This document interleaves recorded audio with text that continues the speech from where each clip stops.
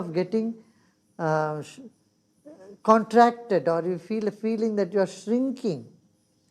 And this something that expands and shrinks is what need to be known, and that's what meditation is all about. Thank you so much. And with that, I'd like to introduce Dr. Doty. Dr. James Doty is the founder and director of the Center for Compassion and Altruism Research and Education at Stanford University. He is also a neurosurgeon professor at Stanford School of Medicine, and he's the New York Times bestselling author of Into the Magic Shop, among other roles. So Dr. Doty, welcome, and would you like to share some of your thoughts with us about compassion and its impact on mental health? Well, first, I'd like to acknowledge Emma, who has worked with me for many years and is actually responsible for much of my success. So thank you, Emma. And Sri, thank you so much for inviting me to be with you. I totally agree with you. I think I'm trying to figure out the smoke and the fire, but I think I understand. I think one of the challenges for so many, especially young people, is that they're so influenced and believe that their happiness, as Emma pointed out, is engaged with accomplishment. And while accomplishment is a wonderful thing, believing that that is going to make you happy obviously has failed so many in society. Because happiness, as you well know, Sri, does not come from outside, it comes from inside. And the key, though, is how do you create the inside environment that allows you to flourish? And one of the challenges, I believe, for so many is that they do not have the ability to self-regulate their emotional states. And I believe meditation offers the ability to do so. The reality is that external events don't have any power. We give them power by how we react to them. And as a result, many people respond to outside events with fear, with anxiety, because they don't know how to control their emotional states. And when people feel overwhelmed by trying to be happy and achieve, be it trying to be a professional of some type, trying to acquire money, that creates the environment for increased stress and anxiety. And what that does inside of your brain is that it stimulates this part of our brain associated with the sympathetic nervous system, our flight, fight, or fear response. And that response has a huge negative physiologic effect. What it results in is it decreases cardiac function, it depresses the immune system, it results in the expression of inflammatory proteins, which are associated with the occurrence of, the severity of, the duration of a lot of illness. And it also results in the release of cortisol and other negative affecting hormones, at least on a chronic level. But the more important thing is that when you're in that fear mode, you are not able to think clearly, because this part of our brain, which is called our executive control area, is impaired. So we are not seeing with a clear vision. We're trying to survive. And when you're trying to survive, that means you're afraid and you're uncertain.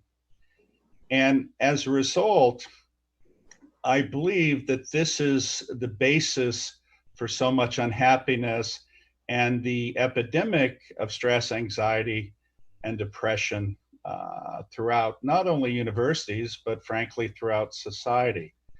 And one of the gifts we can give people is a meditation practice, which I believe based on compassion.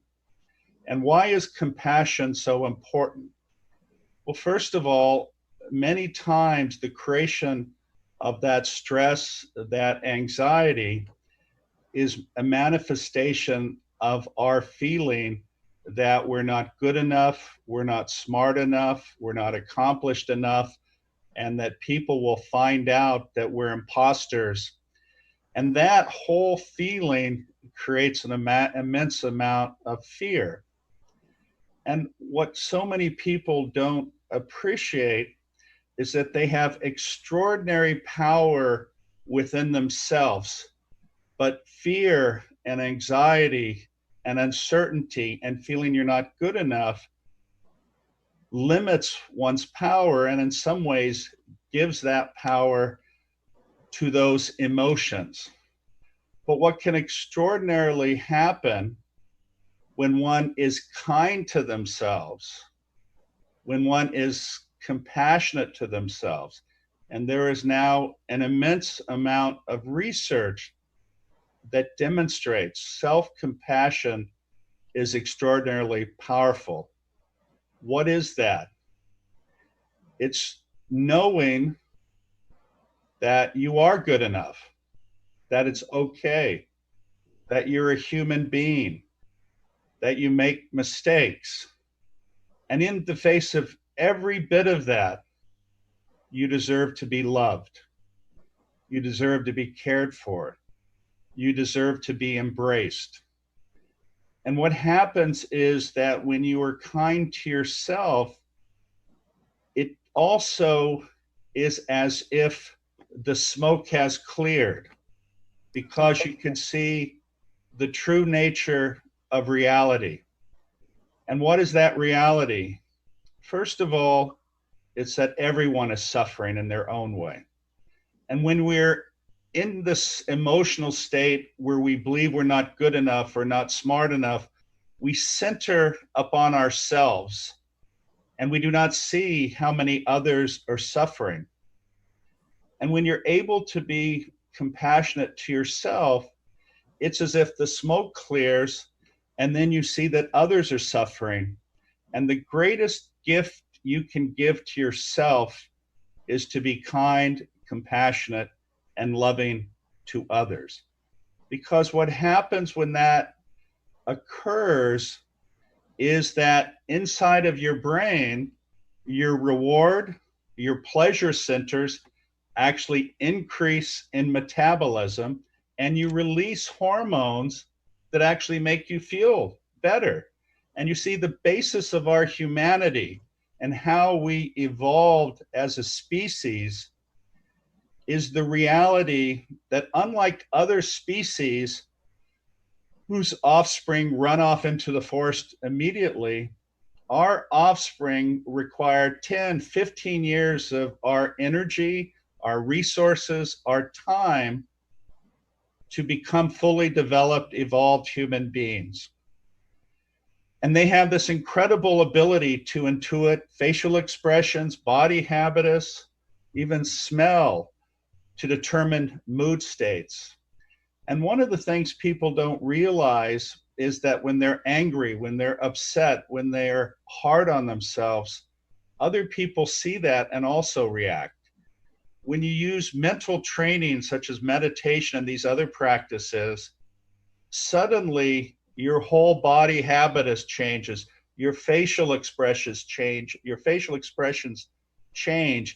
and you have a completely different outlook, and people respond to that. And when you care for another, when you give yourself to another, when you recognize ultimately that the other is you, then that is true self-actualization, that's true transcendence, and that is the purity of love, and that is the basis of how our physiology works: love, compassion, and caring. And if we can give students and others the power to understand that so much is within their control, and that will ultimately liberate them and result in them being healthier. Thank you so much, Dr. Doty. That was very, very inspiring. I'd like to introduce next Dr. Bern Melnick, who comes to us from the Ohio State University, and she's the University Chief Wellness Officer. She wears many hats. She's also Vice President for Health Promotion, and she is Dean of the